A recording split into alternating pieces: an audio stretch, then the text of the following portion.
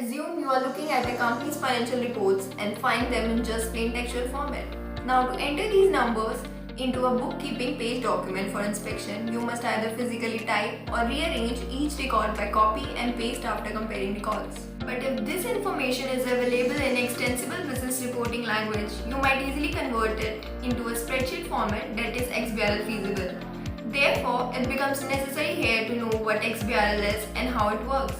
Would you like to know about it too, in a simplified manner? If yes, then stay tuned.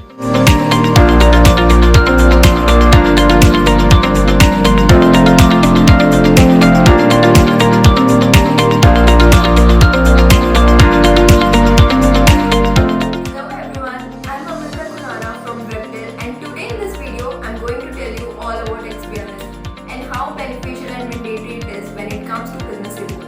Let's start with the basic question of what is XBRL. XBRL means Extensible Business Reporting Language, which is a language for electronic communication of data, whether it is financial or non-financial. It is a powerful version of XML and is freely available and global framework for exchanging business information, offering cost saving, greater efficiency, improved accuracy and reliability to all users. After knowing what XBRL is, now I am going to unfold the benefits of XBRL.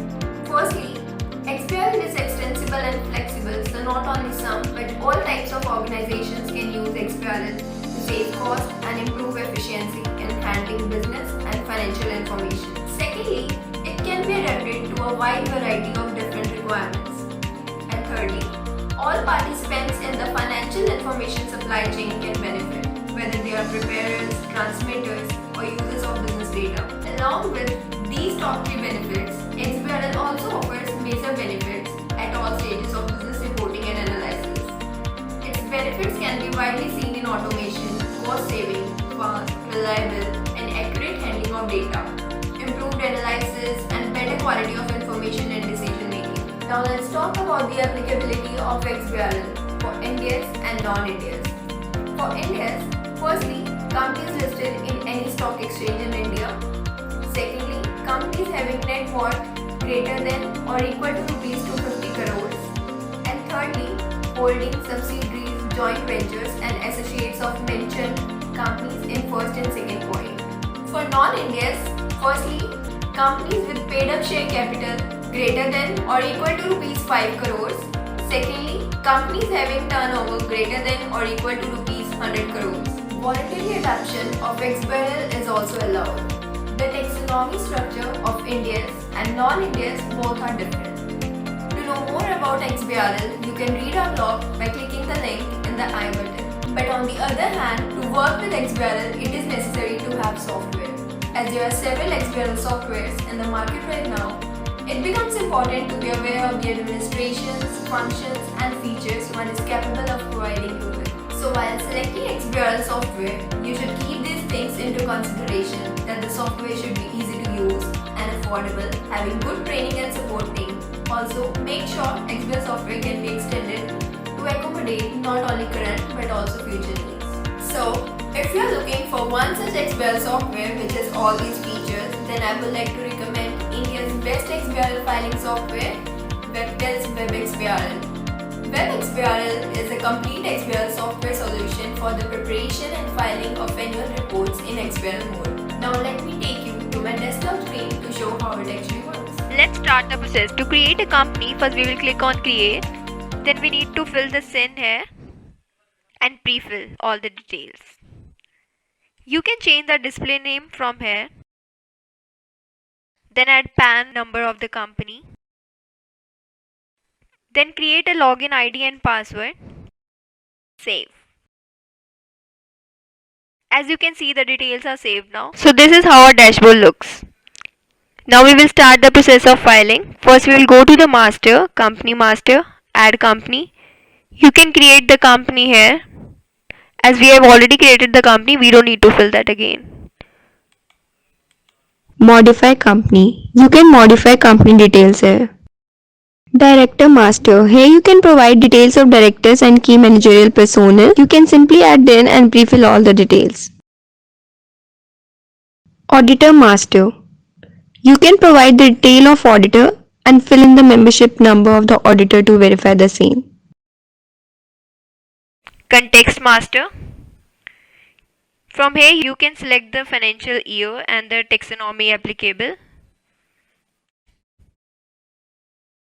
Narration master. You can add the text in narration to be used in notes, tagging and mandatory line items. List for the listed shortcut keys. Document master. From here you can add the supporting document. First we will go to the upload file, select the Excel sheet. You can change the financial year from here. After this, login into WebXBRL by login ID and password. Select the company name and the relevant year. Login. Now we will start the financial tagging. Before starting the tagging, we have to adjust few settings. We will go to utilities and reset settings. Label column. It denotes to the column where the particulars is written in the financial statement. Column difference between current and previous year. Level of rounding. You can choose the level of rounding as per your financial statements. Here it is thousands, so I have selected 1000. Save. If you are unable to find any element, you can search it from here. Let's start the financial tagging. For financial tagging, we have to click on the required figure of the current year and double click on the appropriate element given in the taxonomy. Tag the financial statement with particular head of balance sheet, statement of profit and loss and cash flow, and notes of financial statement. Static tables and tables. Complete the various required tables as per the notes of the financial statement. Let's fill property, plant and equipment. You can upload the supporting documents from this option documents given in the top left hand side corner. Select the document.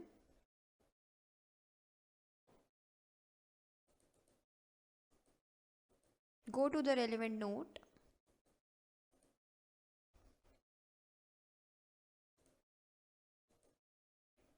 You can also simply tag amount here with a double click. Once amounts are tagged in the table matches the main phase head will turn into green. Save. Now we will go to the notes tagging. Tag the notes of financial statement, accounting policies, director report and auditor report and other relevant information. For this, click F2. Now you can tag your auditor report here and save. You can also fill weather questions by clicking true or false. Once your financial tagging and notes tagging is done, we will generate the XML. For that, we will go to generate. For this, click on the current year start period and end period, date of board meeting when finals were approved, previous year, start period and end period, and prior to previous year. And then click generate. Click yes. Now as you can see, the instance is ready. We will save it to the desired location and then save. Now we have to validate the XML from MCA validation tool. We will go to MCA validation tool. For this, first select the relevant taxonomy. Select taxonomy. As we are working on Indias, we will select Indias. As you can see, the taxonomy is successfully loaded. We will go to file and select the instance document. Now the document has been loaded. Now we will validate the XML. You can solve the errors if it occurs. Once it's done, then please scrutinize your file and then you can export the PDF from here. It's done. So, this is how this magic XBRL solution works. You can see how it simplifies the process of XBRL filing. Stick to our next video to know the full process of each and every part of XBRL filing. If you want to know more about Webtel's WebXBRL, then visit the link mentioned in the description below and let us know in the comment section if you have any doubts. Give a thumbs up and subscribe to our YouTube channel if you found this video helpful. Next Tuesday, we will be coming up with another interesting video to make compliance better for you. Till then, stay safe and stay tuned with us for a better compliance journey.